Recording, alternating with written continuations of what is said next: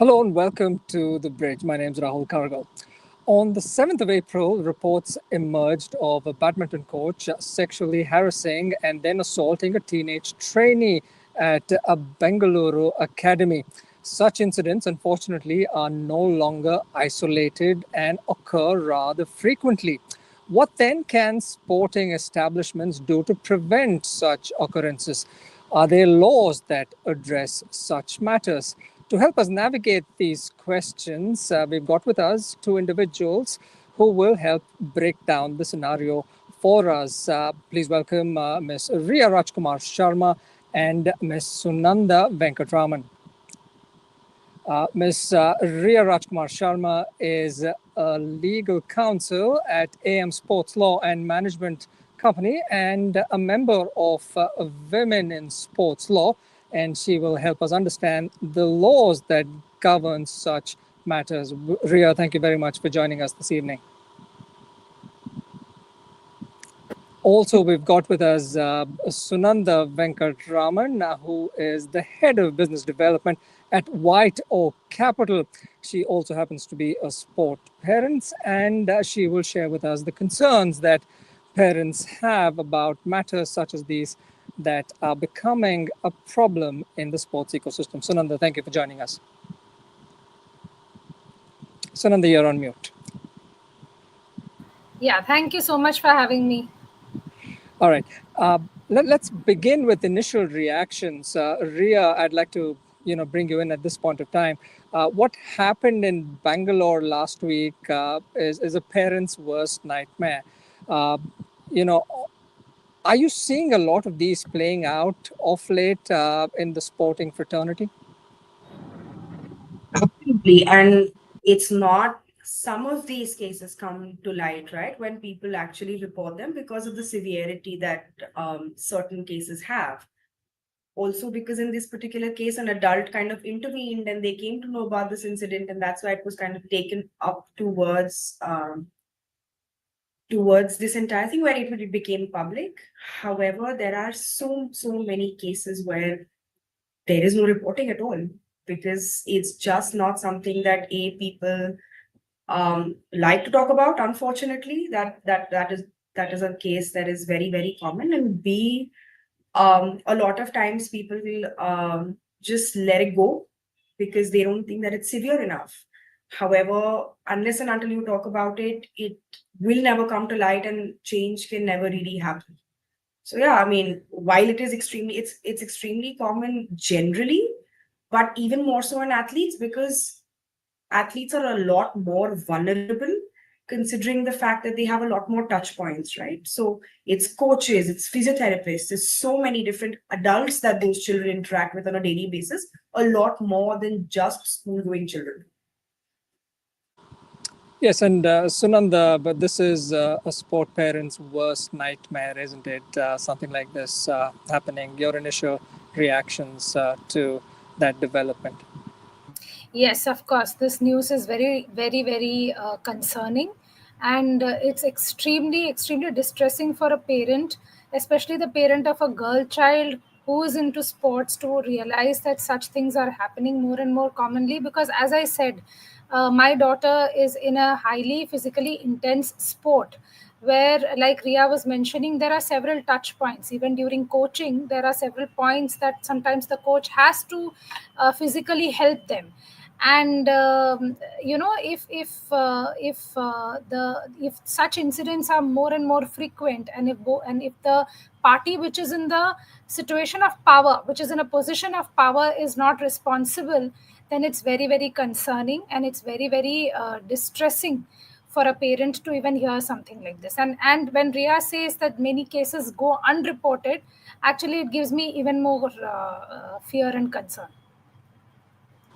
Yes, and Riya, I understand that the accused in this case has been booked under POSCO. Can you help us understand this a little better, please? So POCSO is the Protection of Children from Sexual Offences Act, which specifically talks about sexual offences with regards to children. From what I understand, why this distinction has been made is because the law doesn't recognize consent for children, right? Which is why a lot of times, even contractual obligations which children get into, the guardian always has to sign, guardian or a parent, because by law, consent cannot be given by a child. Now, anyone under the age of 18 is considered a child in India. Um, Unlike in the US, where the age is 16 or different for different states, India is very, very clear about it being at 18. Um, the POXO Act is fairly simple, wherein it lists down the kind of offenses that it covers, and the kind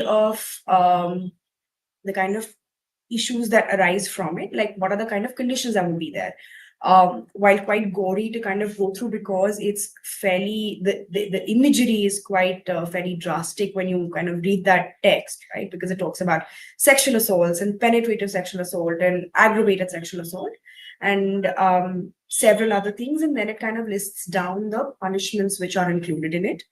And also certain rights that are given to children, or the kind of special courts that are there available for children's protection, right? Certain rules and regulations which are also covered under it. So that's a very brief idea about POXO. And Sunanda, you of course interact with a lot of parents across the sporting community. What is Yeah. the awareness level like for an act such as this that Riya was just talking about?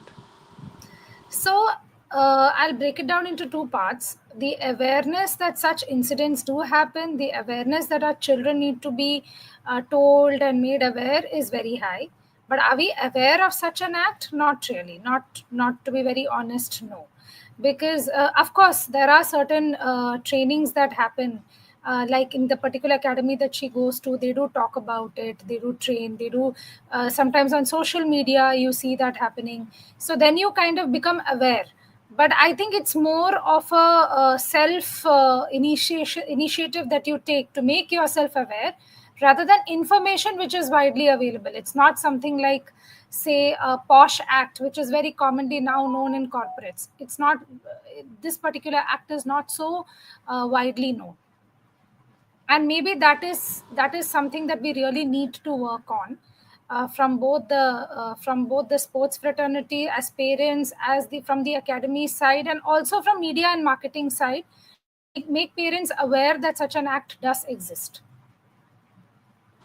Right, and Riya, I just wanted to bring you in at this stage, right? So, educational institutions do teach youngsters things such as good touch and bad touch, but not so much the legalities of this, such as POXCO. Now, if a player is impacted, much like what transpired last week, how does a player, approach an instance such as this, or what would you recommend?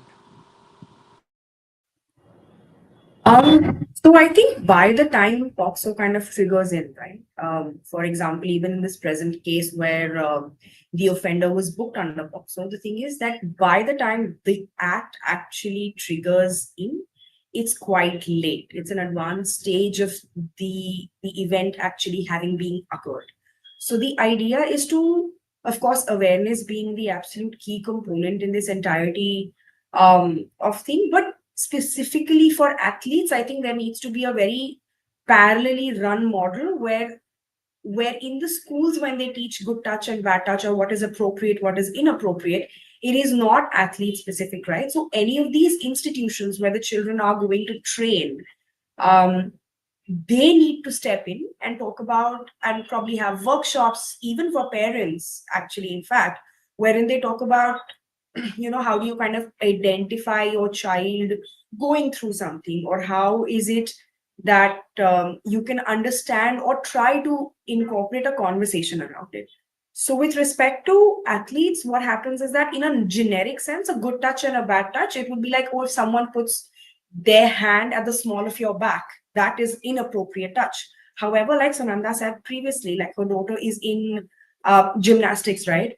It becomes almost a prerequisite for a child to tumble, where the coach will put their hand at the back of the lower back, or any of these things. So while traditionally good touch, bad touch, which is taught in schools, it's a great initiative and it should of course continue. But for athletes specifically, because of the increased number of touch points, because of increased and because of how nuanced it can get, right? Like usually they say that teachers and students shouldn't hug in a lot of institutions where they talk about these things. However, in sport, what happens if you have a win? The hug is such an innately natural part of this entire thing, right? So it's a lot more nuanced when it comes to athletes. Um, of course, giving the child enough confidence to talk about things. So first and foremost, I think the reiteration of the fact that they must trust their instincts and themselves. I think every person is born with that gut instinct, and 99.99% of the times in everyone's experience, I'm sure it's always right. Um, because I think sexual assault, of course, non-penetrative sexual assault is very nuanced again in nature, where I can't exactly, even as an adult, I can't explain why I did not like my male co-worker touching me on my shoulder when I'm okay with 15 other people doing the exact same thing, men and women included. So the instinct that you have is what tells you what is good and what is bad. So giving the child enough confidence to trust their feelings and then speak about it to any adult that they trust, or even a peer that they trust, which will in essence validate feelings. Because so many times that in itself is, I think, the hardest possible thing to do, not only for children but even for adults, right? Like it is so difficult to validate your feelings. So just speaking up about these things to any person, and then of course once you talk about it, solutions always occur. And no parent, I think, I'm hoping, at least when I say this, we are a little bit farther away from the times when it was brushed under the carpet, right? Like it happens so often. And it's not just, of course, for athletes, that's very specific, but I do see the awareness, at least in Bombay, when I speak to parents, when the kind of awareness that exists with parents now, even for relatives and things like that, incredible. So just creating that channel of awareness and conversation, I think that is step one for any child in any sort of a situation which makes them uncomfortable.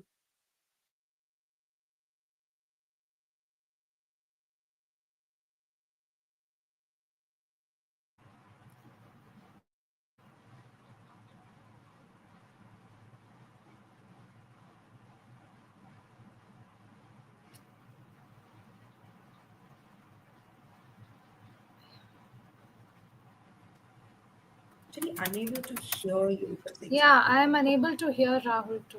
Yeah. Yeah. Mm. We seem to be experiencing a technical glitch. Can you hear me all right now? Yeah, a little Muffled, faint. but yes. All right, yeah. Apologies for that. Now, Riya, you made a valid point about how coaching is essential. Rahul, it's very faint. Yeah, we're not able to really hear you. Very faint. All right, yeah. I'll just try and speak up a bit. Riya made Yeah, a point that's better. about Riya made a point about how that awareness is important in a coaching ecosystem. Now, Sunanda, you've been at several coaching centers, right? Uh, is there some sort of awareness there in terms of a sporting touch and what is appropriate and what is not? Awareness amongst the coaches or awareness amongst the students? The students in particular. Okay. So yeah, so firstly, my daughter has been going to the same academy for a couple of years now. So she's been training in an academy in Parla East for a while now. And I think, like Riya was mentioning, the awareness level among students is very high about what is good touch and bad touch. Schools have made sure of that. Schools have ensured that. Parents have ensured that. And we all have conversations with our children very early on nowadays about these things. Now, when you go and play a sport, there is a lot of difference between that of a regular child's life. Because for a sports child, he or she is, say, for example, if he or she has an injury or if there is a sprain, then the coach has to stretch them, the coach has to massage them, the coach has to press them. Now it's also a function of the child and the coach to understand what is comfortable, what is not comfortable, whether the coach is doing it with the right intent, whether the physiotherapist is doing it with the right intent. That is a very, very nuanced thing between the coach and the student. I think the awareness level is not an issue. I think what probably is one step ahead, I would say, is that the entire ecosystem needs to be very involved. When I say ecosystem, the parent, the coach, the child, the physiotherapist, the, even for example the watchman and the entry staff that you have when you go in, you need to be well aware as a parent of the entire ecosystem that your child is exposed to. It's not just about going for class and coming back, or doing the training session and coming back. Awareness of the entire ecosystem for you and for the child is very important. So to answer your question, the basics are in place, Rahul. Today the parent is educated, the child is educated, especially in middle class, upper middle class, even the lower middle class. I would say the awareness levels are very high. I think we need to go one step deeper and further and familiarize ourselves with the entire ecosystem, and make the child aware that this, your life is slightly different from, say, your friend's life. There may be a lot more touch that may happen with you by the fact that you are actually playing this sport, but you also need to know, and you also need to talk to us about what makes you comfortable and what does not make you comfortable. And those are conversations which need not be happening seriously all the time. Those are probably bedtime conversations which you need to have, to also keep on picking an understanding as to what is going on. Even those casual conversations that you have with your child will help you gauge and understand how comfortable the child is with the coach, how comfortable the child is with the people around them. So I think that would be what I would answer to your question. Sure, yes. And Riya, I just wanted to bring you in at this point of time, right? Not a lot of these, cases get reported, right? The accused is not booked even in several such instances, right? Some data points: 24 cases of sexual assault from 2017 to 2022 at the Sports Authority of India, right? Talk us through a little bit about conviction. Why are these conviction rates so slow, or rather so less? Because that would essentially mean that the accused can come back and continue to commit horrors. So one of the primary issues about these things is because and it's similar for sexual assault in general, where lack of evidence, because it becomes a he said she said kind of a situation where it is my word against somebody else's word. That becomes a very, very primary issue in this entire thing, and of course it can't be any other way. That is, it's just a matter of how things function. But because the kind of the amount of people who don't actually report is majorly because people don't want to be difficult, right? Because so many times people have this tendency of labeling people who speak up, or who talk about uncomfortable things. So one of the primary reasons has to be around non-reporting, has to be around stigma that is created around it. Slower conviction is also because it becomes a he said, she said situation. Having said that, the act is very stringent on these things, wherein, for example, if it is aggravated sexual assault, which is where a person in authority is the accused, like in this situation where the person is a coach, right, or a teacher, the sentence almost automatically becomes double in terms of minimum sentence, which is 10 years versus 20 years in aggravated sexual assault. So while the law in itself is very, very clear and very stringent, the issue is not with the law. The issue is because it becomes a he said, she said issue, and because people don't want to talk about it simply because they don't want to be difficult. It's a lot of times what happens is that within the community itself, of course, peers will talk to each other and they will forewarn the other children, like, oh, just be a little careful of this coach, huh? Like, don't make sure that Even if he's telling you he's okay to drop you home, make sure that you don't accept it.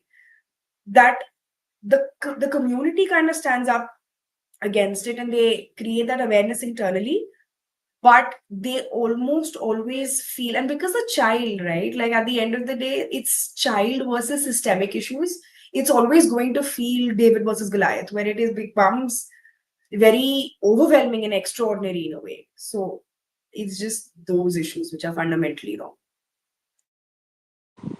Right, and Sunanda, from a standpoint of a parent, right, you know, instances such as these, can happen at the drop of a hat, right? So, from a standpoint of a parent, what would you, tell your child as, preventive mechanism?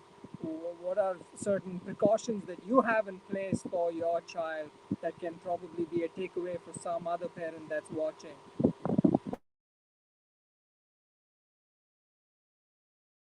Sugandha, you're on mute.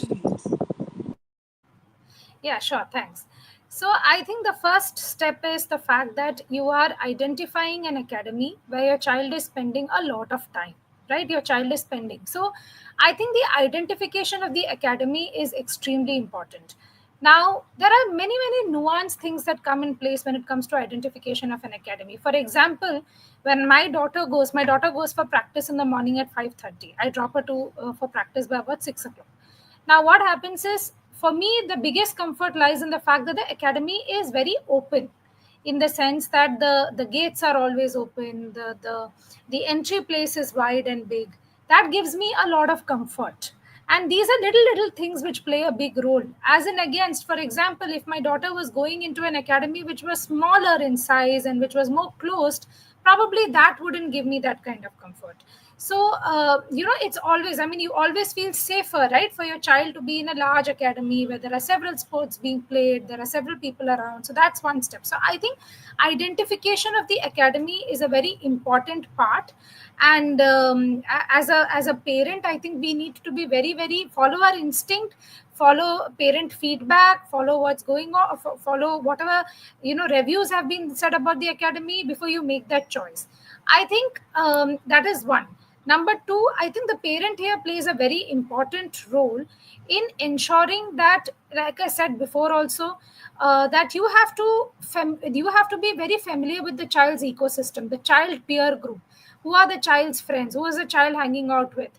The child, because the child, my daughter spends 6 hours in the academy every day, and she's pretty much spending most of her free time either there or in school. She's only spending an hour with me. So for me to know who are her peer set, that's very important. Two is, like I said, I have to familiarize myself with the ecosystem. So her coaches, regularly meeting her coaches, regularly going, ensuring that you are, the academy also knows that you are very involved, and that makes a huge difference. And that is, I think, very, very important, because then the academy also is aware of the fact that the parent is a very involved parent. And by that, I don't mean pushy towards the child, but what I mean is being aware of the child's surroundings. What I do, of course, in terms of precautionary measures is, I think, like the child has a gut instinct, the parent also has a gut instinct. The parent also understands, bases their interaction with the coaches, interaction with the academy, as to what is their intent towards the child. Of course, intent can change anytime, anything can go wrong anytime, and there is absolutely no guarantee. But then you can basically gauge the intent of the opposite party, and that's when you get comfort towards sending your child and ensuring that because your child is spending so much time with them. When it comes to me and my child's interaction, like I said, she's very well aware of all the nuances, and she's aware of the fact that as a sports kid, there will be a lot more touch and interaction physical touch that she will have. There's a lot of closeness also that they have with their mentors and their coaches, which is unlike what you see for children who are going to school, right? It's not like you go and you give a high five to your teacher, or you hug your teacher, or you share your heart out to your teacher. That happens a lot more in the sports fraternity, where the sports child tends to share a lot of her feelings and her emotions with the coach. So I think, as a parent, you have to constantly have those informal conversations with your child to understand how she is gauging the situation, how she is having, and those conversations cannot be structured. Sometimes they have to be unstructured. The last thing I would like to say here is, I think there is a lot of, like in the particular academy that she goes to, there's a lot of focus on training the athlete mentally. And of course, a lot of things are sports oriented, like how to handle pressure, how to handle. But a very important part of that training, and that training happens for parents, coaches, and the students, is to how to be free and speak up, how to be free and express yourself. And if I as a parent can learn from that and ensure that that is something that I follow so that she can also follow, I think these are some precautionary measures that I do in my day to day life. And yeah, so that's the thing. Sure, yes. And Riya, I want to bring you in at the final juncture here. I can't hear you, Rahul. It's very difficult. Can you hear me? Can you hear me better now, Riya? Very, very slightly. We can try again. Can you hear me all right now? No? All right. Now, as a final juncture, right, Riya, what are some of the best practices that sporting establishments can have in place, as a final takeaway from your end? So stakeholder education is one of the most primary things that should happen. Educating coaches, physiotherapists, and everyone who's a part of the sporting ecosystem, giving service, so to speak, to children, right? Even something as simple as what happened in the Larry Nassar case, for example, the gymnasts weren't even aware of what is right and what is wrong in terms of what is the right way to give the massage versus what it isn't, right? So talking about everything that's happening, even when your physiotherapist is kind of modulating your nerve or your muscle, the idea is so that they can talk about it to the child, educate the child, so the child is aware of what is happening to them. But for that, all the stakeholders will have to be educated about this entire process, about what it requires to make a child safe in the entire environment. So that's number one. I think one of the more fun ways to incorporate education around difficult issues is illustrative, cartoonic sort of posters around it, of course. And I don't mean to downplay this, but of course, child friendly, more colorful. How what are the kind of helpline numbers that the child can, if they can't talk to a parent, they can talk to someone. 1098 is um, run for child services. So just simpler, of course, aspects about maybe flow charts or illustratively talking about how, if there is someone in need who thinks their peer is going through something because the peer has spoken up to a friend in the academy, just having these awareness posters around can also be very, very helpful, right? And just making sure that we raise confident children to be able to speak about these things will automatically make predators very conscious of their actions. So, just these three things can be the starting point of where we want to eventually get to in an ideal space. Perfect. And unfortunately, we're out of time. Riya and Sunanda, thank you very much for sharing your insights. We were talking today about sexual harassment in the world of sport, and do's and don'ts from the standpoint of a parent, and also from the standpoint of what the law facilitates. Riya, you're a legal counsel with the AM Sports Law. Thank you very much for sharing your insights. Sunanda, you're a sport parent, and thank you for sharing those guidelines for those of you watching. And for everybody out there, continue to follow the bridge.in. Our coverage of Indian sports will continue. My name is Rahul Kargal. Thanks for watching. Goodbye. Thank you. Thank you.